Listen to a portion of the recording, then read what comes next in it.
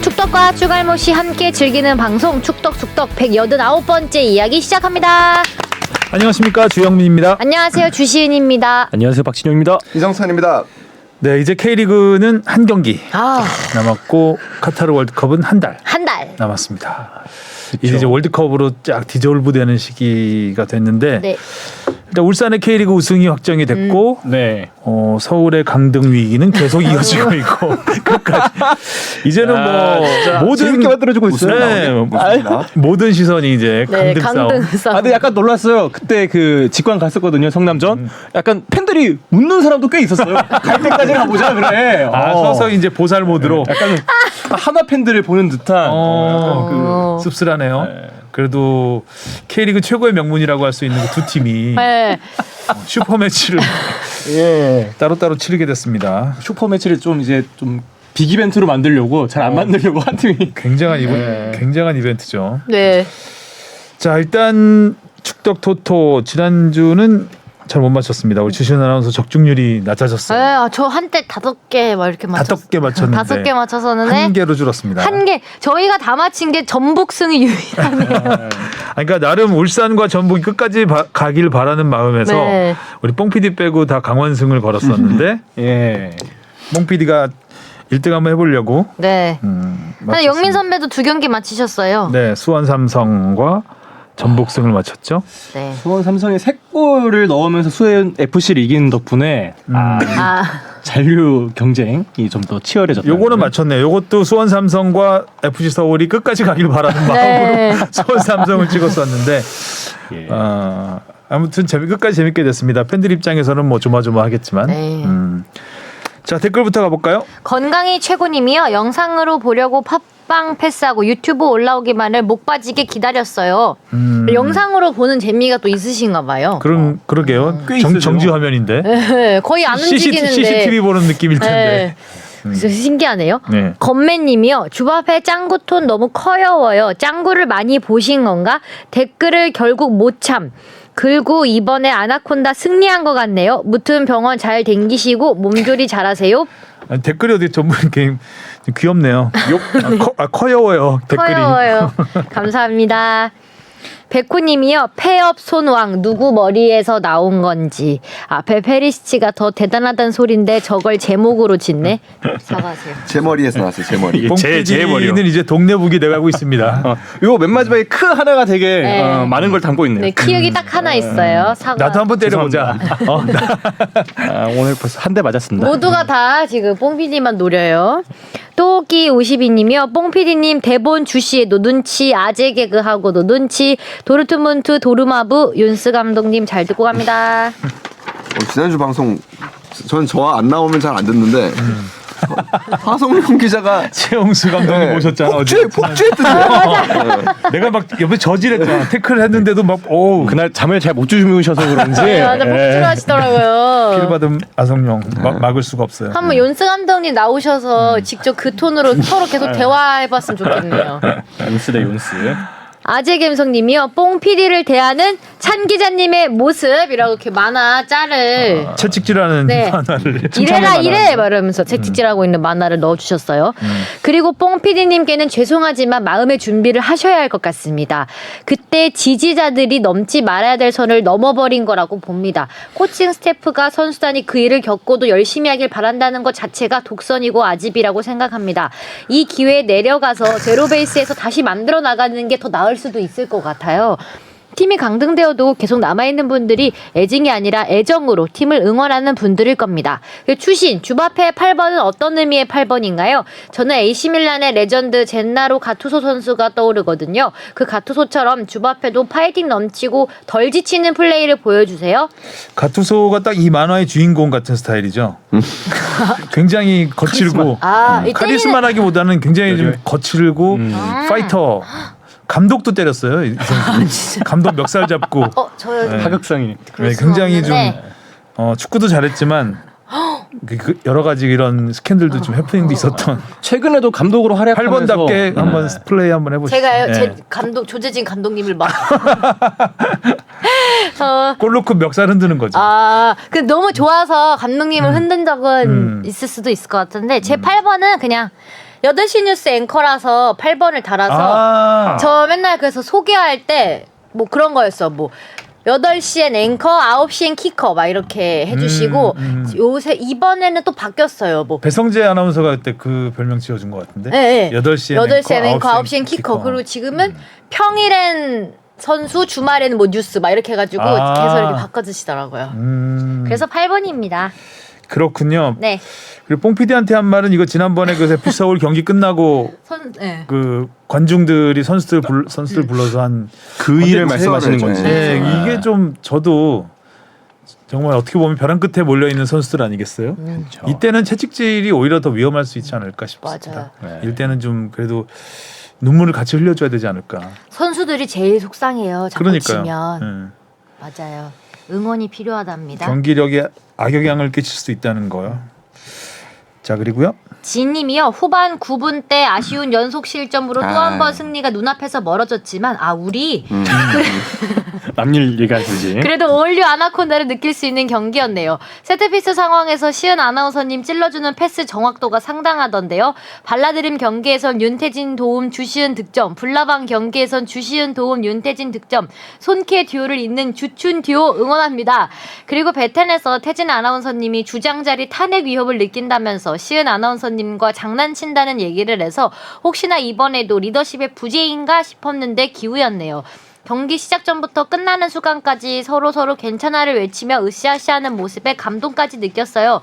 그리고 끝나고도 더 이상 울지 않는 아나콘다. 이제 정말 1승의 구부 능선까지 왔다는 느낌입니다. 화이팅! 파이팅. 그 FC 서울 팬들이 웃는 것과 비슷하겠죠. 넋이 나간 거죠. 약간. 끝나도 이제 영혼이 흐를 다 흘렸다 눈물. 저희요? 근데 너 맨날 울어요. 저랑 태진은 진짜 한 경기도 안 운 게 없어요. 방송이 덜 나갈 뿐이지. 지난 경기에서는 우는 모습 안 나왔던 네, 것 근데 같아요. 그 사이에 울었어요. 그 인터뷰할 때 울었어요. 그때는. 지겹다 이거지. 네. PD도. 울지 말라고 하는데 편집. 근데 또 울려요. 피디님들이 약간 질문을 이렇게 울게끔 해가지고. 그렇죠. 아무래도 좀 짠하게 만들어. 방송쟁이들이 진짜 제일 무서워요. 방송국 놈들. 속상해요. 홈즈 셜록님이요. 아나콘다 9연패. 제발 10연패는 하지 마십시다. 골대녀 댓글이야. 그래서 제 얘기만 나오네요. 챌린지 리그 3등도 좋으니 꼴찌는 하지 말아주세요. 다음 시즌 정지당해서 못 나오잖아요. 아나콘다가 없으면 재미가 반감이 될 듯. 그리고 제가 볼 때는 골대녀 다른 팀들은 포항 김기동 감독 마음인 것 같습니다. 아나콘다 1승 간절히 응원하지만 자신들이 아나콘다 1승 재물은 되기 싫다. 그래서 아나콘다보다 더 악착같이 뛰는 것 같습니다. K리그 파이널 B 득점왕 보니까 2016년 광주FC 정조국과 2019년 수원 삼성 애덤 타가트 만약 이승우가 득점왕이 되면 파이널 B 득점왕 3번째가 됩니다. 근데 이거 진짜 맞아요. 아나콘다한테는 1승 재물이 되게 그러니까 싫다고. 아나콘다전을 다음 경기가 아나콘다다. 그러면 이번에 이제 진짜 열심히 로테이션을 가동하는 거지. 진짜 열심히 체력 안배하고. 훈련하고 무조건 다 이게 퍼져 있어요. 우리가 아나콘다 1승 재물로 남고 싶지 않다. 이거는 영원히 간다. 1승 재물을. 그래서 다들 더 열심히 훈련을 하시더라고요. 역시 그 처음이 무섭잖아요. 네, 그래서 처음은 기억에 남은 거니까. 네, 그래서 그런가 봐요. 아이 정말. 더 힘들어지네 이기기. 그니까요. 어쩌란 말이야. MX DOUB님이요. 우리도 소득세 최고 세율 45%고 지방세까지 하면 49.5% 있어서 한국이 고소득자에 대한 세율이 낮은 나라가 아닌 걸로 알고 있는데 제가 잘못 알고 있나요? 이거 하성룡 기자가 그 가서 읽으라고 정리해줬어요. 우리나라도 소득세 부담이 큰 나라로 꼽혀 2021년 기준 소득세 최고 세율 49.5% 지방소득세 포함. OECD 평균 42.5%보다 7% 나가 아니고 7% 포인트가 높겠죠? 잘못 썼고요. 7%나 높아. 2016년까지만 해도 41.8%로 OECD 평균보다 낮았지만 박근혜 문재인 정부를 거치면서 세율이 올라라고 이렇게 써주셨습니다. 네. 올랐대요. 네. 자, 정기원해주시는 다비대리님이요. 아쉽게 아시안컵 유치가 실패했습니다. 근데 카타르와 이 정도 차이점이 있는 줄은 몰랐네요. 이 정도 조건의 차이라면 중동 카르텔이다 지적할 게 아니라 협회 무능. 어쩐지 홍보대사라고 나와서 유치합시다 할 때부터 뭔가 감성 마케팅 같다는 느낌이 들었었는데 손흥민의 아시안컵 기대했는데 그럼 월드컵처럼 내년 11월쯤에 개최되려나? 아 그리고 박항서 감독님이 베트남에서 물러나신다던데 싸우지 않고 잘 헤어지신 거죠? 감독님의 헤어질 결심도 궁금합니다. 저 이거 준비 열심히 해왔는데 좀 그래서 지금까지 좀 말을 좀 자제했었는데 아주 비분 관계 모드로 지금 준비를 해왔습니다. 그러니까 사실 저는 킬러죠? 축구협회 킬러. 아 이번에 축구협회 빠칭벨이에요. 굉장히 열심히 준비했고 이거 실제로 제가 좀 결국에 우리가 유치 실패가 확정된 다음에 그동안에 참아왔던 거를 확 폭발해가지고 페이스북에 짧게 글을 하나 쓴 게 있었어요. 협회 직원으로부터 굉장히 많은 연락을 받았습니다. 속이 시원했다. 아하. 오히려 내부에서 사이다. 오 내부에서? 그러니까 뭐였냐면 애초에 이 대회는 사실 우리가 유치할 수가 없는 대회예요. 애초에 시작부터. 그러니까 뭐 중동세가 장악한 뭐 AFC 헤게모니나 우리의 초라한 스포츠 외교력 같은 거는 차치하더라도 가장 중요한 유치의 본질, 그러니까 개최 능력 자체가 카타르한테 현저히 밀려요. 우리가. 그러니까 그거를 자꾸 축구 이제 우리가 얘기하는 그 축구하는 분들, 축구쟁이들이 2002 월드컵 환상을 갖고 자꾸 우려먹는 게 있어요. 그러니까 2002 월드컵의 경기장 유산들은 이미 20년이 넘은 경기장들이에요. 그쵸. 겉만 멀쩡해요.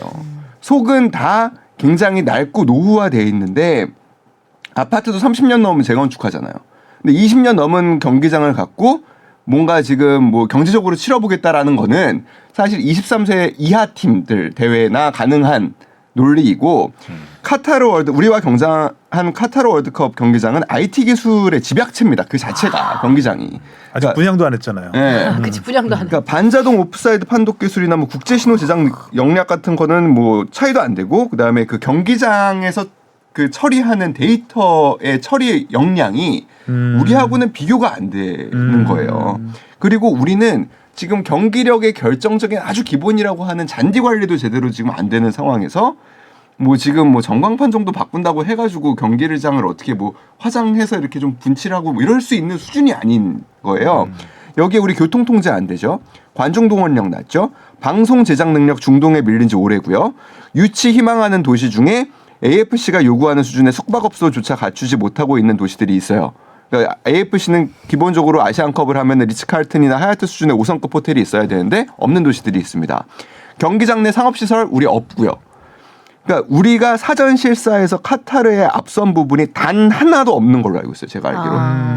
그러니까 이래 놓고서 중동의 오일머니나 무슨 스포츠 외교에서 졌다라고 하면은 이거는 사실 기망하는 표현이라고 저는 생각해요. 그러니까 이미 선거 전에 우리는 진 거예요. 그러니까 그러니까 표 대결에서 진 게 아니라 우리는 이미 개최 능력과 역량에서 완전히 밀렸고 근데 이거는 스포츠 외교력이 살아있어도 못 뒤집는 거를 스포츠 외교력조차 없으니까 상황이 이렇게 된 거고 그러니까 저는 문제는 이게 어디서 발단이라고 보냐면 그때 이영표 그렇죠. 대표가 대통령한테 한마디 네. 대통령이 한마디 하니까 그냥 부랴부랴 그러니까 정부의 준비도 안 돼 있는 상태에서 나간 거죠. 그러니까 솔직히 저는 이영표 대표가 당시에 KFA하고 교감 없이 얘기한 얘기일 거라고 저는 솔직히 생각하고 그렇죠. 있고요. 네. 그러니까 그게 그때 어느 대통령 정도 바로 교감이 옆에 있었어요. 앉았잖아요. 네, 네. 그냥 어떻게 보면 정말 팬으로서 얘기한 거예요. 우리 그렇죠. 아시안컵 했으면 좋겠다. 좋겠는데요. 이러니까 정부는 그러면 판단을 해야 될 거 아니에요. 우리가 이게 할 수 있는 역량이 되는지 안 되는지 세계 정세는 어떻게 돌아가는지 판단을 해야 될 거 아니에요. 우리 정부는 문체부는 판단력이 없어요 지금. 그냥 없지. 대통령이 하라니까 열차 판단력만 있잖아. 네, 갑자기 전폭 지원을 약속을 한 거예요. 정부가 전폭 지원을 약속을 하니까 사실 여기서부터 꼬이는 거예요. 협회는 이제 열심히 해야 되는 상황이 된 거예요. 도대체 뭐든 그러니까 이게 안 될 걸 알면서 그러니까 갑자기 손흥민하고 BTS를 내세워서 홍보전을 하는데 응원해. 이게 코미디예요. 저는 이게 무슨 K컬처 이것도 너무 웃긴 것 같아요. 아니 이게 그죠? 너무 코미디인 거. 도대체 축구 여론 얘기 하나도 없이. K컬처와 뭐 축구의 융합이 어떻게 하는 건데? 이 대내용인 거잖아요. 그리고 여론의 지지를 군대 받으면 가신다는데 지금. 유치에 뭐 부정적인 영향이야 안 주겠지만 도대체 그 투표에 무슨 영향을 줍니까 그게? 갖다 붙일 거 붙여야지. 네. 이걸 도대체 누가 왜 기획했을까가 저는 솔직히 좀 궁금하고 아수라장이야. 어제 그 다음에 결국에 AFC 이제 우리가 탈락했다라는 거 아시안컵 유치 탈락했다라는 거 보고 성명서가 나왔잖아요. 성명서도 솔직히 저는 좀 어이없었어요. 성명 적은 거 아니에요 여기다가? 아니 그러니까 뭐 물질적인 공세에 밀렸다 이런 식으로 그런 썼다는 식으로 거 했죠. 거죠. 그리고 그 앞에 표현이 있어요. 뜻밖에도 왜 이게 뜻밖에도지? 예상치 못한 복병. 왜 카타르의 무양공사가 왜 뜻밖에도지? 나는 뜻밖의 암초를 만났네. 그것도 난 이해가 전혀 안 되고 그러니까 이게 뭐냐면 뜻밖의 암초인데 암초 높이가 한 20m 되는 거지. 저는 그렇게 생각해요. 그러니까 그동안에 이런 표현들을 자제했던 이유 중에 하나가 왜냐면 되게 열심히 하긴 했거든요. 진짜로. 그리고 뒤늦게. 뭐 왜냐면 해야 되니까. 또 국내에서도 하길 바라는 팬들이 많았고요. 아니 그러니까 많았죠. 그러니까 안 될 걸 알면서도 뛰어야 되니까 그때부터는 정부하고 국민에 대한 핑계가 필요해요. 협회 이게 입장에서는 그러니까 최선을 다하는 코스프레가 필요한 거예요. 솔직히. 그러니까 이러니까 회장은 어땠습니까? 회장은 이제 뭐 AFC에서 인심을 잃은 지 오래됐거든요. 그 정봉규 회장은. 근데 이제 또 발품을 팔아가지고 집행위원을 전부 개별 접촉한다라는 걸 해요. 이거 효율성 제로입니다. 이거 면피예요, 면피. 내가 이제 좀 나 열심히 했어. 이 똑같은 전략으로 3년 전에 이미 피파 평의회하고 AFC 부회장 선거에서 패배했잖아요. 똑같은 전략으로. 뭐 만나준다고 하면 쿠웨이트 가다가 다시 아랍에미리트로 돌아오고 막 이래가지고 결국에 한 표도 못 얻고 졌잖아요. 8명 나왔는데 7등 했나 그래요. 이러면서 그 당시에 그 투표 진 다음에 아 내가 지지 세력이 우리 우군이 하나도 없구나라는 걸 깨닫고 유치 포기했던 대회가 이 23 아시안컵입니다. 애초에 우리가 갖고 올 수가 없는 거니까 그러면서 저는 그리고 하나는 언론도 조금은 좀 잘못했다라고 생각하는 부분이 그런 거예요. 그러니까 마치 우리가 명분을 갖고 있는 양.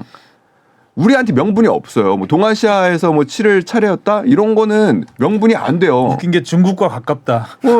개체권을 반납한 중국과 가깝대. 그러니까 오일머니로 무장한 뭐 중동 카르텔에 진 것처럼 이렇게 자꾸 보도를 하는데 이렇게 자꾸 보도를 하면 그러니까 우리가 피해자가 되고 그들이 가해자가 되니까 기사 쓰기는 쉬워지고 열심히 노력한 사람들에게 핑계거리가 되는 거는 확실합니다. 왜냐하면 어쩔 수 없었다. 열심히 했지만 존지를 하는데 어떻게 하냐. 오일머니하고 뭐 중동이 카르텔을 했는데 어떻게 하냐. 이렇지 않습니다. 그러니까 우리가 그리고 앞으로도 뭔가 AFC에서 뭔가 우리 우군을 만들려면 중동을 친구로 대하지 않으면 그러니까 중동을 이런 식으로 적으로 대하는 보도를 해서는 솔직히 우리한테 유리할 게 전혀 없어요. 그러니까 AFC 취재를 할 줄 알아야 돼요. 그러니까 뭐 제가 잘했다는 게 아니라 제가 오늘 아침에도 AFC 관계자들한테 듣기로는 카타르가 유치할 의사를 밝힌 순간 우린 진 거래요. 이미. 근데 그거를 외교에서 영원한 친구도 영원한 적도 없는 이 명확한 진리 앞에서 카타르가 우리가 개최할 역량과 그 명분이 충분했는데 카타르가 뭐 이렇게 어떻게 보면은 뒤에서 뭔가 음흉한 계획으로 이긴 것처럼 보도를 하면 안 된다는 거죠. 우리는 애초에 이거를 이길 수가 없었어요. 그래서 저는 그런 부분에서 만약에 이걸 KFA가 몰랐다? 그러면은 그건 무능이고 알았다? 그러면은 이 모든 게 사실상 쇼구 직무유기였던 부분이 있었던 거죠. 그래서 저는 개인적으로 진짜 회장이 책임져야 될 부분이라 생각합니다. 또 뭐 전화하세요 해야죠. 전화하세요, 여러분. 그래도 뭐 이번 일을 계기로 뭐 앞으로 뭐 아시안컵을 아예 개최하지 않을 의향이 있는 건 아니잖아요. 그러니까 언젠가 한번 다시 개최하지 않을 의향을 갖고 있지는 않죠. 보통. 하고 싶. 개최할 의향이 네. 뭐 없을 수는 있는데 개최하지 않을 의향을 갖기는 참 어렵지 않나요? 어디서부터 다시 좀 이 폐업 시작을 해야 선언아. 될지. 네. 결국 다시 또 뭐 인프라를 갖추는 작업이 필요한지 아니면 외교력을 다시 좀 약간 키워야 하는 아이러니긴 건지. 해요. 우리나라가 그래도 아시아 축구에서 굉장히 큰 그 역할을 해왔었는데 지금까지 아시안컵을 60년인가요? 그때 그렇죠. 그때 예, 한 번 60년에 하고 한번 하고 못했어요. 효창공원에서 못했다는- 했다 뭐 이런 네. 걸 들었던 것 같은데. 동대문동장에서 했겠죠 그때면 그쯤이면 그러니까 그 한동안 우리가 AFC 아시안컵을 무시했고요. 그러니까 무시했죠. 예, 그러니까 월드컵에 무시했던- 올인을 하면서 그런 부분도 있고 중동 쪽에서는 이제 아시안컵에서 점점 비중을 아시아 축구계에서 비중을 점점 넓혀 온 것이고 그러는 와중에 이제 우리 축구협회 리더십에 살짝 균형이 가하면서 좀 더 그 세가 약해지는 여러 가지가 겹친 거라고 봐야 되겠죠. 앞으로도 솔직히 좀 어려워요. 지금 그 천안으로 지금 축구 트레이닝 센터 옮기는 작업들을 진행하고 있는데 그 지금 굉장히 자금난에 시달릴 가능성이 굉장히 높습니다. 물론 이건 지자체의 도움도 많이 받는 부분이지만 지금 그 물가가 오르고 그다음에 원자재 값이 오르고 이러면서 지금 공사 대금이 굉장히 가파르게 올라가고 있거든요. 공사비가 이것도 굉장히 큰 문제고 뭐 지금 KFA 아시다시피 몇 번 얘기했다시피 지금 직원들 임금 수년째 정체돼 있죠. 신입 공채 못 하고 있죠. 우수한 인재를 중심으로 지금 협회에서 지금 빠져나가고 있죠. 뭐 하냐는 거죠, 솔직히. 그리고 올림픽 유치와 아시안컵이나 월드컵 유치는 좀 다른 부분이 있죠. 그러니까 정부에서 전폭적으로 지원을 한다고 해도 올림픽 같은 경우는 유치 도시 하나 딱 정해서 정부와 손을 잡고 둘이 가면 되는데 유치 도시들이 흩어져 있기 때문에 지방 지자체에서 도와주지 않으면 하기가 어렵잖아요. 중앙 정부에서 아무리 지원을 한다고 해도 이번 같은 경우는 애초에 뭐 그 지방 정부 쪽에서는 우리는 그 요구하는 걸 받아줄 수 없다는 부분들이 워낙 많았기 때문에 굉장히 열악한 상황에서 도전을 했던 거죠. 아무튼 뭐 축구 팬들 입장에서는 아시안컵을 우리나라에서 열어서 우리가 만약에 우승을 한다면 2002년 한일 월드컵 정도의 분위기가 그렇죠. 전국적으로 퍼지겠죠. 그러니까 손흥민의 전성기 그리고 또 김민재 선수가 또 이렇게 잘하고 있는 상황에서 그 모습을 보는 거를 눈앞에서 본다면 얼마나 또 많은 팬들에게 그 또 즐거움을 줬었겠어요. 그러니까 했으면 정말 좋았겠죠. 근데 그러니까 이거는 참 저는 이 과정은 진짜 희극이라고 생각합니다. 그리고 박항서 감독님 관련해서도 열심히 취재해왔습니다. 정말 베트남과는 그 페어웰. 그러니까 정말, 예, 그러니까 지난 그 동남아시안 게임 우승한 뒤에 박 감독님은 이제 좀 뜻을 굳히셨다고 해요. 그래, 박 감독님이 먼저 네, 박 감독님이 먼저 이제 감독을 안 하기로 할 결심. 네, 그리고 의향. 베트남 축구협회에서는 그러니까 지난번에도 한번 솔직히 좀 이제는 그만할 때인 것 같다라고 얘기했을 때 베트남 축구협회가 한번 잡아서 재계약을 한 경우가 있었거든요. 근데 이번에는 베트남 축구협회에서도 감독님 뜻을 존중하고 감사한다라는 아주 좋게 해결이 됐다고 해요. 원래는 이제 계약상에 11월에 재계약 여부를 발표하게 돼 있대요. 양측의 성합의하에. 근데 그 기간에 대표팀 소집 기간이기 때문에 이미 감독님께서 좀 그 소집 기간 혼란을 막고자 미리 협의해서 발표했다고 하고요. 뭐 나름의 FA 선언 효과도 있다고. 그러니까 이렇게 먼저 나 시장에 나왔다. 자 줄을 서시오. 할 수도 있다. 자, 견적서 내 빨리. 네, 요거는 뭐 약간은 농담 반인 것 같고 그리고 이렇게 해놨기 때문에 지금 이제 선수들 뽑기 위해서 V리그 전국을 돌아가면서 다니면서 지금 관전하고 계신데 마치 은퇴 투어처럼 그러니까 선물. 그러니까 그 뭐 예를 들면 우리나라로 치면 울산에 가서 울산 관계자분들 만나서 그 동안의 대표팀 협조에 감사하다. 그러면 그쪽에서도 우리 축구를 많이 발전시켜 주셔서 감사하다. 이런 약간의 은퇴 투어 비슷하게 지금 하실 시간을 또 이렇게 만드신 것 부분도 있다고 해요.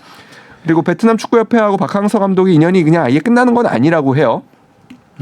듣기로는 뭐 아주 따끈따끈한 소식인데 오늘 저녁에 그 베트남의 굉장히 큰 그 재계의 재벌 뭐 총수가 박 감독님을 좀 만나서 저녁 같이 하면서 앞으로 베트남 축구협회 그러니까 베트남 축구의 유소년 그 발전을 어떻게 해야 되는지 좀 자문을 구하고 그런 걸 좀 맡아주시기를 부탁하는 제안을 하시려고 한다고 그러더라고요. 그리고 히딩크의 길을 가네요. 그런 그러니까. 거죠. 네, 그런 거죠. 그 히딩크 감독도 한국 팀을 계속 맡아서 4강의 성적을 다시 낼 수 있을 거라고는 생각을 안 했을 거예요. 그러니까 박수 칠 때 떠나라 약간 그런 느낌? 그렇죠. 그래서 우리가 더 있어 달라고 부탁을 했음에도 이제 떠났던 거에 이제 영향이 좀 있었겠죠. 그런 판단이. 박항서 감독도 베트남에서 이 정도의 성과를 남길 수 있는 감독이 또 있을지 모르겠네요. 그래서 박항서 감독이 계속 맡는다고 해도 계속 우승해야 되잖아요. 맞아요. 우승이 아니면 이제 그래서 아마 지난해 제 생각은 그 최종 예선 가서 계속 안 좋았잖아요. 그렇죠. 네, 그러면서 이제 베트남 내에서 좀 비난 여론도 좀 있고 했기 때문에 그 부분에 있어서 많이 그때 많이 생각을 하지 않으셨을까. 내가 떠날 때가 됐구나라는 생각. 베트남이 최종 예선에 그때 처음 오른 건데 사상 처음. 그래도 뭐 중국 이기면서 분위기 반전도 했었고 네. 마지막에 또 좋게 끝나고 했었기 때문에 지금까지는 쭉 뭐 성과에 오점 없이 이어오고 있지만 계속해서 이 베트남 대표를 이끌어 가다가는 부담이 너무 크다. 오래 하셨죠. 5년이니까요. 그러니까요. 국가대표팀 감독을 5년 하는 거는 진짜 뭐 예전에 뭐 독일 외부 감독 이런 거 빼고는 잘 기억이 안 날 정도로 그런 것도 국내 복귀 네. 가능성도 있겠네요. 그러면 K리그 팀이나 네. 그죠? 뭐 졸리뉴로 다시 졸리뉴로 돌아오시는 거죠? FC 서울 선수 시절 뛰었던 것처럼. 경남 하시다 가셨나요? 경남 감독 하시다가 경남 그러고 김천 상무 네. 상무 했었고 FC 서울이 여기서 또 창단 멤버 저 럭키 시기죠. 그- 익수부로 환호하던 뽕필이 어디 갔나? 뭐 이뻐지라고 그러면서 어디 갔나 거기에 이제 전반 FC로 가더니 오직 익수였는데 자 질문으로 가보겠습니다. 무엇이든 물어보세요. 김정곤님이 보내주셨습니다. 벤투 감독이 4년이란 시간 동안 빌드업 축구를 고집하고 대표팀을 이끌어왔는데 4년 동안의 평가전 성적이 어떻든 저는 그래도 꾸준하게 간 것만으로도 한국 축구가 잘한 일이라 생각합니다. 그래서 만약 감독이 바뀌면 대한민국 대표팀의 축구 색깔이 잃어버릴까 걱정입니다. 개인적으로 한국 축구가 4년 동안 빌드업 축구를 유지했다면 거기에 맞는 감독을 후보로 놓아야 하지 않을까 생각하는데요. 기자님들의 생각은 어떨지 궁금합니다. 항상 궁금증을 해결해 주셔서 감사드리며 참고로 축덕숙덕 1회부터 정주행을 하며 무엇이든 물어보세요를 들으며 더 축자랄이 되기 위해 메모하고 있답니다. 앞으로도 좋은 방송 부탁드리며 이정찬 기자, 하성룡 기자, 주형민 팀장님이라고 오타 쓰는 아니지? 제 오타 아닙니다. 이렇게 올린 거지? 네, 주영민 팀장님입니다. 그리고 박지정 PD, 마지막 주시은 아나운서까지 모두들 화이팅입니다. 감기 조심하세요. 뭐 네. 이거 지난주에 하성룡 기자가 준비 많이 해서 네. 길게 얘기해야 얘기해야 다음 된다고 주를 미룬 거라 했는데 이번 주로 미룬 건데 이거 읽어드릴까요? 성룡이가 보내주긴 했는데 아유 너무 길네 이거 어유. 다음 주로 넘길까요? 네. 다음 주 그러면 김정곤님 한 주만 더 기다려주세요. 제가 두 줄만 읽어드릴게요. 일관성을 유지하는 건 맞는 생각. 기본적으로 한국 축구가 10년 정도 장기적인 플랜으로 한국 축구의 방향성을 설정하면 유소년 교육부터 중까지 뭐라고 쓴 거야? 큰 흐름 유지해야라고 얘기를 했습니다. 다음 주에 기자의 생각인 거죠? 다음 주에 공개됩니다. 한 주 더 기다려 주시고요. 니가 가라 내가 갈까님이 보내주셨습니다. 추운 겨울을 앞두고 곧 월드컵이 한 달 남은 시점인데요. 선수들 말고 심판분들의 기준이 궁금해서 궁금합니다. 궁금하면 궁금하죠. 네. 매우 궁금하면 500원인데. 굉장히 궁금하신가 보다. 기준이 궁금합니다. 네, 첫 번째 월드컵에 이미 여러 번 대한민국 심판분들이 참여한 적이 있는 걸로 알고 있습니다. 별도 기준이 따로 있을 것 같은데 궁금합니다. 남녀 월드컵 모두 궁금합니다. 궁금증이 그냥 여기저기 묻어나네요. 네, 두 번째 여자 심판분들 중에 남자 월드컵에 참여한 경우도 있을까요? 타 종목이나 여자 월드컵 경우는 있는데 이 경우가 있는지 궁금합니다.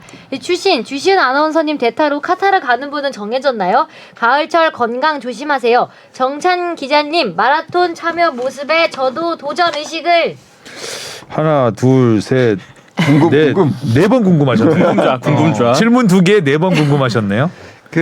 뭐 이번 월드컵에는 한국인 주심은 안타깝게도 또 없죠. 그러니까 이게 마지막에 있었던 게 이제 2010년 남아공의 정해상 심판이 부심으로 참가하셨던 게 마지막. 2002년 월드컵이 처음이었던 것 같은데. 2002년에 그때, 그죠? 주심이 있으셨고 그때 굉장한 오심을 한번 하셔가지고 화제가 됐었는데. 히바우드죠. 네, 히바우드 얼굴 잡고 쓰러진 거 있잖아요. 네. 공 발 맞았는데 얼굴 잡고 굉장히 히바우드의 헐리우드 액션에 속으셨죠. 속으셨죠. 이런. 네. 여튼간에 그 한국 심판의 역량이 사실 크게 떨어지는 거는 아닙니다만 이 부분에서도 사실 우리의 어떻게 보면은 축구 외교의 그리고 행정의 세계에서의 힘이 였기 때문도 있습니다. 또 한 사람으로 또 문제가 얘기되는데 2019년까지 AFC 집행위원이셨던 AFC 부회장이셨던 우리 정몽규 회장님이 맡고 계셨던 게 AFC 심판위원장입니다. 이 심판위원장을 AFC에서 맡고 있으면서 AFC 그러니까 아시아에서 통할 만한 심판 한 명을 제대로 배출을 못 키워낸 거예요. 근데 이거는 뭐 그분의 어떻게 보면 소탈하고 겸손하신 성격 때문이라고 미화할 수도 있는 부분들이 좀 있어요. 그러니까 뭐냐면 심판위원장을 맡고 있으면 보통 그 자리에서 로비들을 많이 하거든요. 그래서 우리 심판 배정에 조금 더 유리하게 그러니까 우리 가급적이면은 그러니까 대부분의 AFC 심판위원장들이 그렇게 합니다. 자국 심판들을 좀 키우려고 중요한 대회에 서야 포인트가 올라가거든요. 그래서 그렇게들 많이 하는데 우리 정 회장님은 그런 부분에서는 또 공정하게 하시는 거 좋아하셔가지고 또 그렇게 또 잘 못하셨어요. 그리고 우리 또 유명한 국제 심판들이 그래도 있죠. 아시아에서 잘 하고 있는 전에 우리 축덕수덕에 참여했던 김종혁 주심도 그렇고 김희곤 주심도 그렇고 좀 몇 분 있습니다. 근데 이분들이 또 그러니까 이분들에 대한 디스가 아니고 이분들이 또 국제 무대에 가서 막 사교적으로 좀 자기 어필을 좀 하셔야 되거든요. 근데 그런 부분에서는 정치판이네, 또 좀, 그러면 거의. 네, 조금 그래요. 그러니까 쇼맨십도 좀 있어야 되고 그리고 그 경기장 안에서는 약간의 그런 부분이 필요하고 경기장 밖에서는 사교성도 좀 필요해요. 어렵다. 심판만 잘 보면 되는 거 아니에요? 근데 그게 또 그렇지는 않더라고요. 근데 그런 부분에서 우리가 조금 좀 어려움을 겪고 있는 부분이 있죠. 가장 큰 언어의 장벽이 또 있기 때문에 언어의 장벽도 있죠. 사교성까지 예. 갖추라고 하면 힘들죠. 너무 많은 사고 걸 영어를 좀 그죠? 해놔야. 네. 뭐 기준이 따로 있는 건 아니죠. 뭐 자격증이라든가. 그러니까 월드컵 끝나고 나면은 그 다음부터 이제 그 후보군들을 이제 피파가 발표를 하고요. 그들을 대상으로 이제 계속 세미나 같은 것도 열고요. 교육도 하고요. 그리고 그분들이 이제 대륙간컵 혹은 이제 피파 바로 월드컵보다 수준이 아래급 예를 들면은 뭐 대륙간컵이라든지 그다음에 챔피언스 리그라든지 이런 무대에서 경험들을 많이 쌓아서 좋은 평가들을 받으면 계속해서 점수들이 올라가죠. 그러니까 김종혁 주심이 굉장히 좋은 길을 밟고 있었는데 건강상의 이유로 한두 시즌 쉬면서 조금 점수를 잃었던 걸로 알고 있어요. 다른 아시아 심판들과 비교하면 어때요? 우리나라는? 아시아에 제가 아르시아는 지금 알기로는 이번에 아시아 심판이 무려 6명이 나가죠. 아 그래요? 어디 중동 카타르, 오일머니인가요? 호주, 이란, 중국, 아랍에미리트, 일본. 거기도 오일머니가 좀 있네. 네.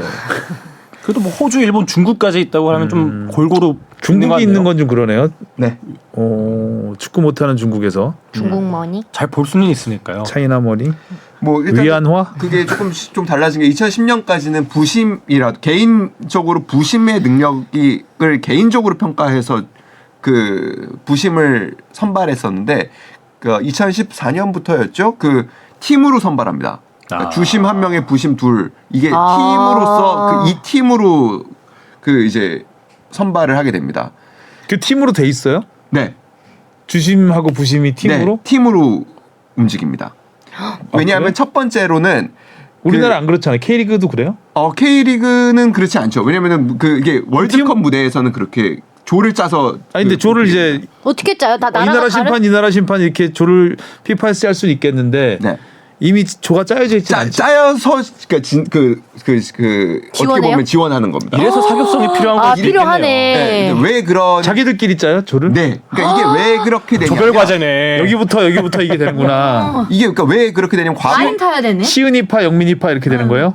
그러니까 과거에 주심과 부심이 전혀 너무 정치판인데? 다른 문화권에서 갑자기 잘하는 사람이라고 붙여놓으면 부심과 주심은 계속 소통을 해야 되거든요. 그 부분에서 문제가 있다고 해서 가급적 같은 문화권 주부심들을 한 팀으로 묶어서 그렇게 해서 뽑습니다. 팀을 맞춰서 이렇게 호흡을 맞춰서 하는 추세이죠. 그러네. 사교성이 필요할 그리고 수밖에 없네. 이번 월드컵에서는 처음으로 아마도 여성 심판이 네, 처음으로. 예. 처음인가요? 예. 아 제가 역대 월드컵에서. 네.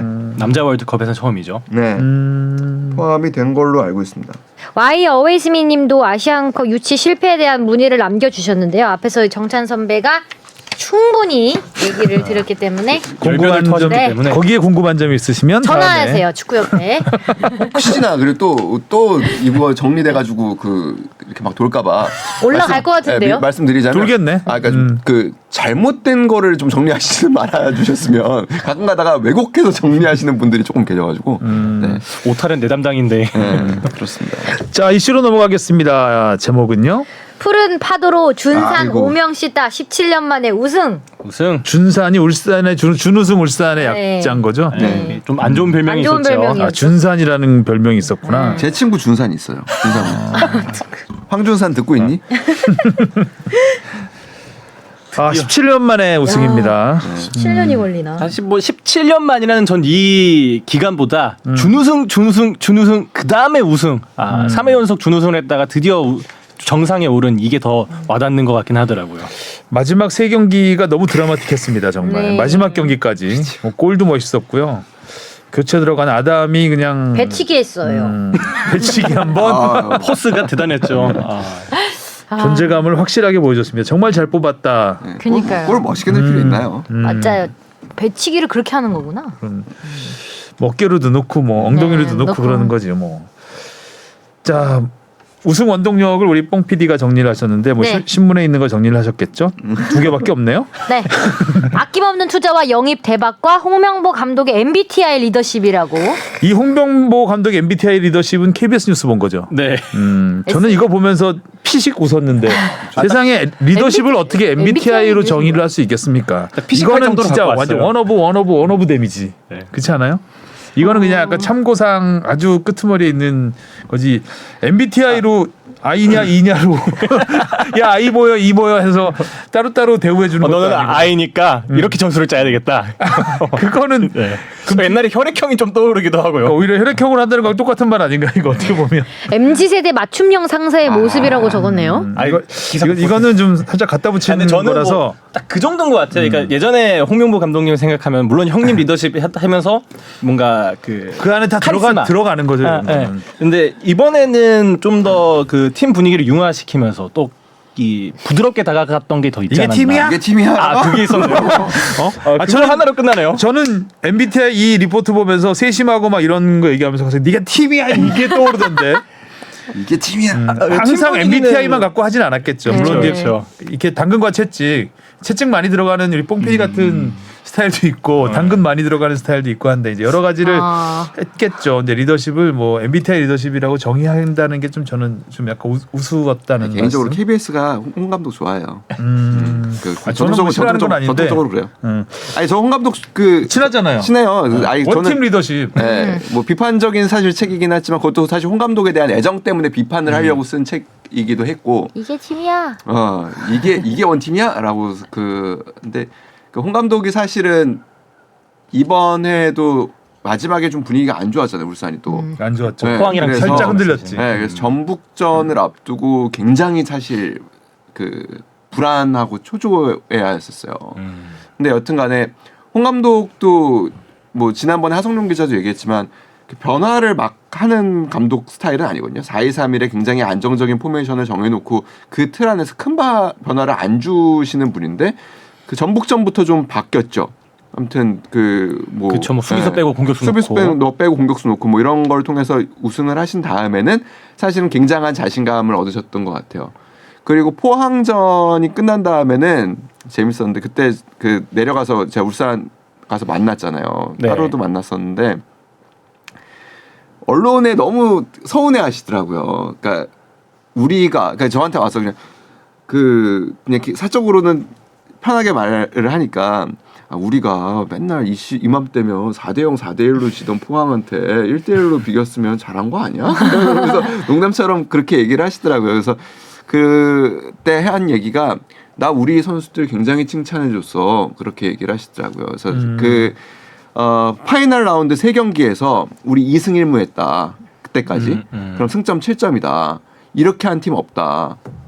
근데 실제로 왜냐면 왜 그런 얘기를 하면 칭찬을 해준 거냐면 언론이 또 포항의 덜미 뭐 이런 식으로 자꾸 또 발목 잡혔다 뭐 이렇게 하니까 실제로 그 다음날 후연장에 나갔는데 선수들이 약간 진 것 같은 표정을 하고 있더라고요. 원정에서 아닌데. 무승부한 건데. 네, 원정에서 네. 무승부한 건데. 그래서 이제 인터뷰도 일부러 그렇게 한 거고 자기한테는 이 승점 1점이 굉장히 중요하다 소중한 1점이었다라고 생각한다 그러고 자신 있게 일부러 하셨던 것도 그런 거였다고 해요. 그래서 선수들을 좀 독려를 하셨고 그날 또 선수들도 만났는데 선수들은 어떻게 보면 조금 더 순진하게 외부에 우리를 흔들려는 세력이 있는 것 같다. 포항에 진 거 아닌데 우리한테 왜 자꾸 그러는지 모르겠다. 막 그러면 농담처럼 하고 그러더라고요. 그래서 리그가 재밌어지게 하는 바람이죠. 그래서 네. 제가 그 얘기했어요. 진짜 이거 기자들이 뭐 울산 준우승을 바래서 그런 게 아니라 재밌어서 그런 거라고 그런 얘기를 했었죠. 저는 무엇보다 이제 울산이 선수가 많이 나갔잖아요. 스타 플레이어들이. 그쵸, 올해. 그래서 사실 쉽지 않다고 했죠. 처음 시즌 초반에. 네. 근데 그런 와중에 오히려 이제 그게 홍명보 감독의 색깔을 확실하게 네. 처음부터 입힐 수 있는 하얀 흰색 도화지가 되지 않았나. 그래서 홍명보 스타일로 시작을 해서 오자마자 우승을 이룬 건 정말 대단한 업적이라고 생각이 됩니다. 네. MBTI 이런 거 말고요. 네. 차라리 10년 중에 대운설이 더.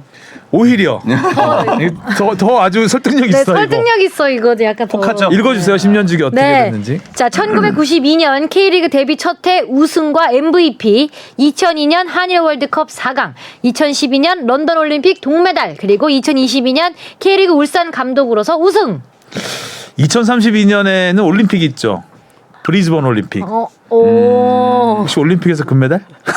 오.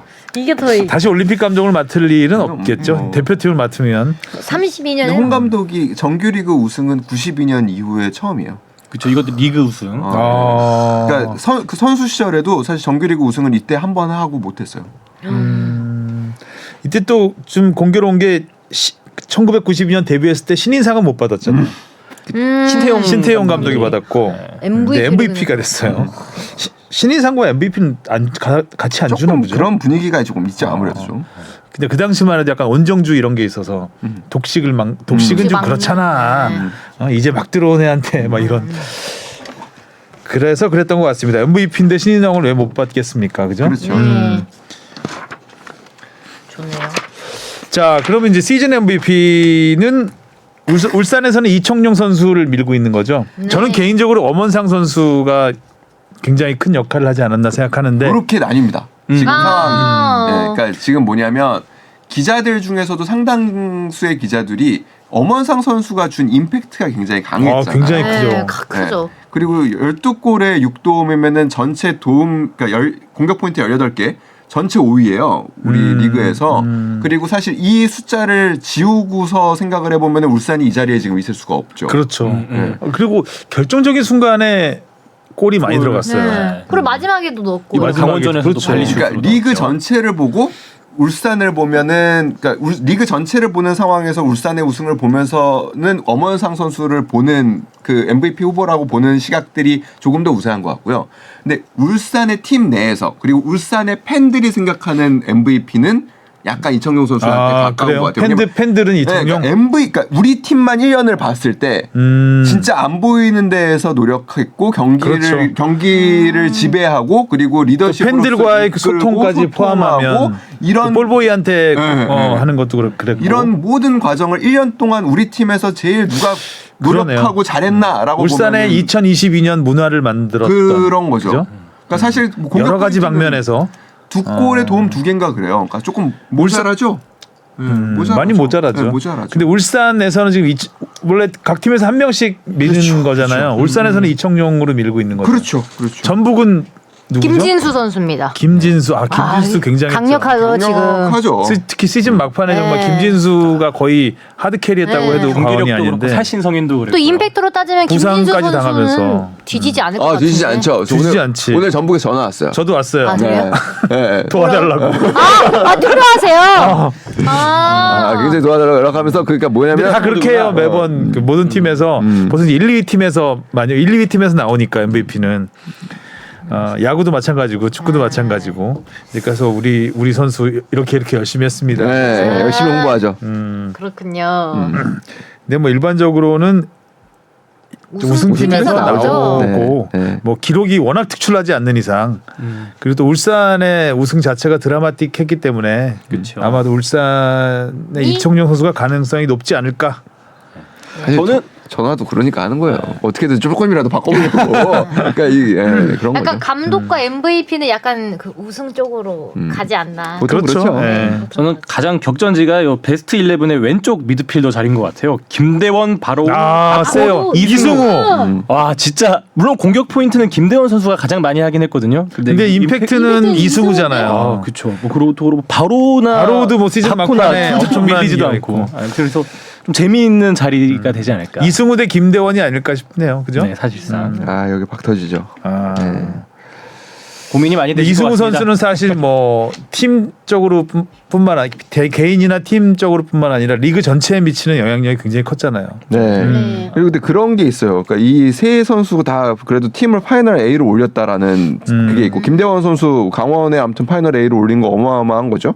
그리고 뭐 바로 선수하고 박호 선수는 아무튼 뭐 울산과 전북의 우승 경쟁을 끝까지 이끌었던 두 선수니까 이승우 선수는 근데 팀이 아무튼 파이널 B로 떨어졌다라는 좀 아쉬움은 있죠. 근데 그럼에도 불구하고 아무튼 리그 전체에 미친 또 영향은 또 어마어마했고 그 골을 넣을 때마다 보여줬던 그 춤사위도 우리 지루박. 네. 지루박. 지루박부터 시작해갖고. 뭐 그런 세리머니상 없나요? 포토제닉상 있잖아요. 포토제닉 있고 포토제닉상은 있는데 그러니까 퍼포먼스상 이런 거 없나? 퍼포먼스상은 없더라고요. 포토제닉은 뭐 거의 이승우 선수가 따놓은 것 같아요. 누가 될 것 같아요, 주시은 아나운서는? 뭘 골라서요? 왼쪽 가장 치열한 게 지금 왼쪽. 좌측 미드필더 김대원, 바로, 박호, 이승우요? 네, 이승우 선수가 되지 않을까. 저도 이승우. 네. 저는 그래도 김대원 공격 포인트가 지금 텐텐도 네 번째로 기록으로 하면 넘어섰던 그렇긴 하죠. 선수였고. 근데 아까도 MVP 이청용 선수의 그런 영향력을 따져봤을 때 단순히 공격 포인트로만 환산할 수 없는 그런 영향력이 있었기 때문에 이게 투표가 기자단하고 하고 그다음에 이제 그 TSG라고 해가지고 기술위원들이 점수가 이제 합쳐지죠. 근데 그리고 뭐 주장들도 하는 걸로 알고 있어요. 각 팀 내 주장. 주장 감독님들. 네. 주장들은 다 자기 팀 아이들 이게 하나? 참 좀 미안하지만, 그러니까 아주 뭐 바로나 박호 선수가 뭐 득점 뭐 선두를 하고 막 이런 게 아니면 아무래도 기자들은 국내 선수로 쏠리죠. 더 쏠리고요. 조금 더 대표팀에 가까웠던 선수들한테 쏠리는 경향도 사실은 그렇죠. 없지는 네. 않습니다. 네. 그렇군요. 흥미진진하구만. 그럼 여기서 보면 이제 최종 명단에 들 선수가 좀 나오겠네. 골고루 잘 받았으면 좋겠네요. 그래도 상을. 네. 어디에 안 쏠리고. 네. 자, 그리고 우리 이제 강등 얘기 좀 해봐야죠. 네. 뽕 PD가 좀 주도를 해줬으면 좋겠네. 네. 마지막 어떻게 예상하십니까? 서울 요새 경기력을 보면 서울이 수원 FC하고 만나잖아요. 네네네. 결국 칼자루는 수원 FC가 지고 있었던 게 되는데 90, 11이 어떻게 되는 거예요? 90, 11이 어떻게 예상해요? 9위 어디예요? 9위 11위는 정해진 거 아닌가요? 김천으로? 김천도 10위 가능성이 있지 않나요? 있어요? 네, 수원을 있어요? 잡으면 또 마지막 경기가 수원을 잡으면 네. 김천이라서 수원 김천 네, 그리고 뭐 득점 차도 지금 뭐 차이가 크진 않지만 어찌됐든 차이는 좀 있죠. 10위와 11위도. 저 개인적으로 바라는 건 김천이 수원을 잡아주는. 그럼 뭐 네. 그럼 잔류하는 거죠, 뭐. 서울 경기력에 뭔가를 기대를 하기가 어렵더라고요.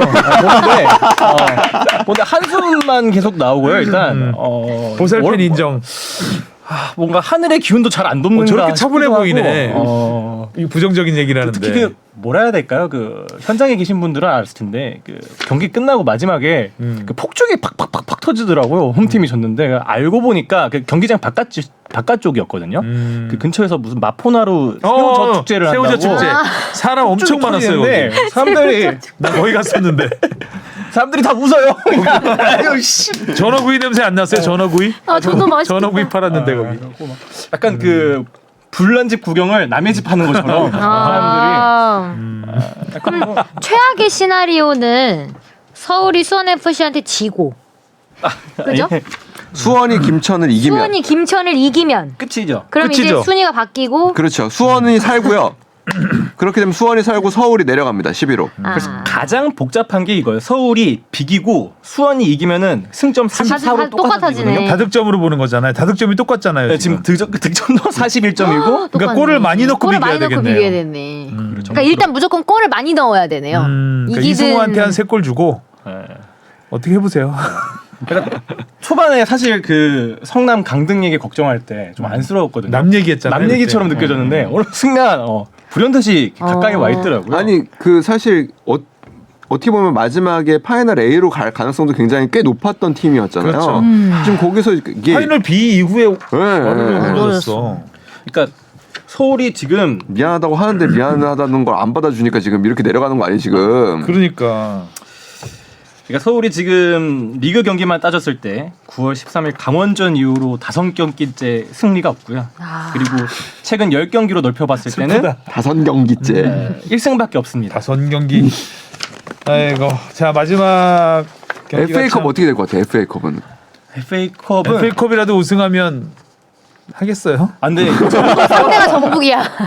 전북은 지금 FA컵만 바라보고 있을 텐데. 그것까지도 걱정되는 거예요. 다음 시즌에 만약에 FA컵 우승, 그러니까 이번 시즌에 FA컵 우승해서 나가도 시즌에 걱정이다? 아침 간다? 아. 이거 아침까지 나가면은 팀 똑바로 운영할 수 있을까? 지금도 비청인데 그 걱정까지. 그러면 아침 나가는 걸 걱정하는. 그래 지금 리그 이거나 됐군요. 걱정해야 될 것 같아요. 안타깝네요. 네.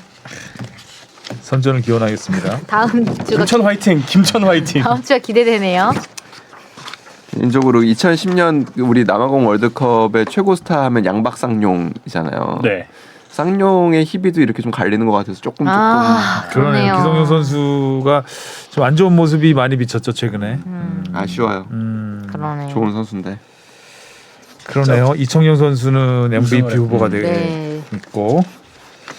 양박 중에 한 박도 저쪽에서 우승하셨, 울산에서 우승하셨네요. 어우 좀 좋아하시더라고요.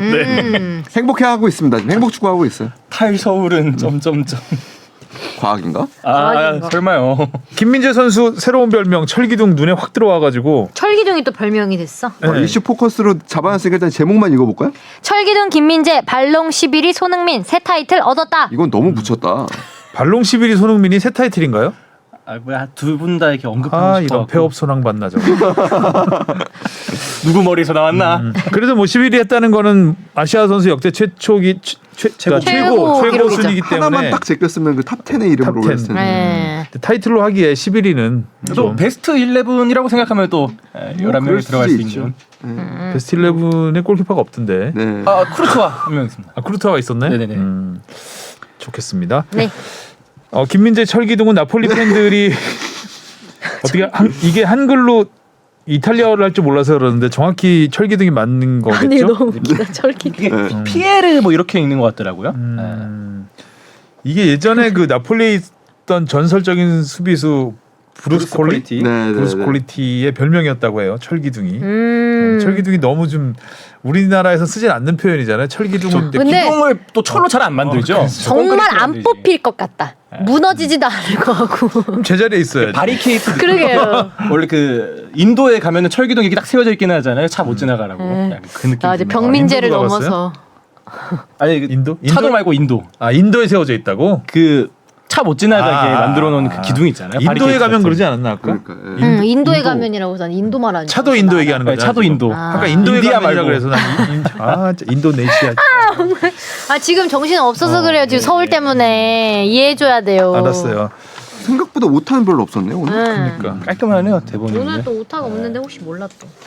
열심히 안 봐서 그럴 수도 있어. 자 마지막 K리그 토토하고 토토. 끝낼까요? 오늘 주시은 아나운서가 바로 일정이 있어서 네. 오늘은 좀 짧게 끝내겠습니다. 네 감사합니다. 자 성남 대 대구. 전 성남을 응원하겠습니다. 이미 네, 뭐 다. 유정의 미를 거두게 네. 바라겠습니다. 김영광 골키퍼 열심히 하더라고요. 대단하더라고요. 성남이요. 아 김현학 골키퍼 진짜. 네. 성남. 자. 유정. 수원 FC 대 서울. 서울이 남아야죠. 서울 제발.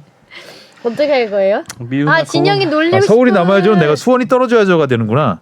아 수원은 지금 수원은 잔류 잔류 확정이니까. 확정이니까. 수원 삼성. 아 수원 삼성이요. 네. 이거 그게 되잖아. 아, 그 의도는 전혀 없었는데 수원 FC와 서울을 봤을 때 서울이 남아야죠였는데. 그럼 전 흥미롭게 무승부 가겠습니다. 아 근데 너무 분위기가 안 좋을 것 같은데 이거 아 분위기 진짜 무슨 서울 일이야. 떨어지면 어떡하지? 무승부 갈게요. 수원 삼성도 수원 삼성인데 서울도 서울이고. 일단 무승부 해놓고 봅시다. 저는 서울 승려. 그래도 나상호 선수가 뭔가 하나 할 것 같기도 해요. 무승부 해놓고 수원 김천 결과를 보겠습니다. 네. 무실점 하길 바랍니다. 아 서울승. 수원 김천입니다. 김천 제발. 김천 제발. 수원승. 우리 태환님. 아 그러면 흥미진진해. 그러면 다득점으로 가잖아요. 권창훈 저도. 시즌 첫 골. 아 권창훈 선수가 올 시즌 한 골도 못 넣었나요? 네, 없어요. 대표팀에서는 잘하고 있습니다. 벤투호에서만. 벤투호에서는 골 잘 그렇구나. 넣고 있어요. 네, 그럼 저도 무승부 가겠습니다. 저는 김천. 자, 울산 대 제주. 뭐 잔칫날인데 이겨야죠. 그렇죠, 이기겠죠. 네, 울산. 울산. 울산승. 울산. 다음에 포항 대 강원. 이것도 저 포항. 포항 3위 결정됐나요? 사실상 사실상 네, 된 거죠. 사실상. 강원 입장에서는 진짜 아침 가도 걱정일 네, 강원이 아이고, 아닐까 싶어요. 안 돼, 안 돼. 전 포항. 포항. 다 포항인가요? 저 포항했습니다. 왜냐하면 최용수 감독 머리 아플까봐. 아침 가면. 아니 뭐 근데 못 갈 것 같아서 강원 이겨도 될 것 같아요. 네. 전북 대 인천. 저 인천. 갑자기? 아니 뭔가 인천이 이기면 재밌는 분위기가 연출될 것 같아서. 인천 이게 재밌을 것 같긴 하네요. 전북 우리 또 그 박지성 위원이 또 가시니까 이 경기 보러 가신다고 그러더라고요. 아, 그럼 저 전북이요. 박지성 위원님 사랑합니다. 아 인천도 생각해 보면 아챔과도 걱정일 가능성이 좀 있어요. 지원이 이렇게 세질 않기 때문에 선수층도 얇고 시도민 구단이 그게 문제예요. 아니 SBS 해설위원이 박지성 위원이 대구도 사실 아챔 안 갔으면 안정적으로 그랬죠. 되는 네, 건데 네. 괜히 아챔에서 그냥 힘 빼고 오느라고. 거짓 말이야? 인천을 응원한다고? 자 그리고 이제 승강 플레이오프가 이번 주부터 시작이 되고요. 야. 일단, 오늘 당장 경기가 있네요. 아 오늘이군요. 경남 경남 FC, 부천 FC. 자 안양이 과연 올라오느냐 못 올라오느냐 이것도 아주 큰 관심입니다. 잘하면 안양 대 서울 매치가 서울하면 질 수가 있어요. 뭐 무슨 매치라 그러죠 이거? 이거는 전쟁 아닌가요? 그냥 해륜 매치도 아니고 그렇게 하지 않나요 거의? 뭐 전쟁 되겠는데? 안양 팬들에게는 아무튼 뭐 어마어마한 경기가 될 수 있겠죠. 만약에 그렇게 되면. 안양하고 부천이 둘 다 올라올 수는 없는 거잖아요. 지금. 그렇죠. 그죠? 둘 네. 중에 하나 네, 올라오면 부천 FC 입장에서는 제주하고 또 대전은 플레이오프행을 확정을 했고요. 2위로. 네. 자 그리고 대전하고 결국 맞붙게 되는 거죠. 올라와서 자 뜨거운 한 주가 되겠습니다. 네. 다음 주 이 시간에 진행가 어떨지. 마음 비운 것 같더니 왜 한숨을 쉬고 그래? 왜 서울하고 안양하고 붙는 거 지금 상상하고 있는 거 아니에요? 홈앤 어웨이로 아주 그냥 박 터지겠다. 아주 그냥. 근데 그게 어디서 붙을지. 화이팅. 승강 플레이오프에서 붙으면 안 되잖아 그래도. 맞아. 절대 안 되죠. 네. 자 수고하셨고요. 다음 주에 뵙겠습니다. 안녕. 안녕. 고맙습니다.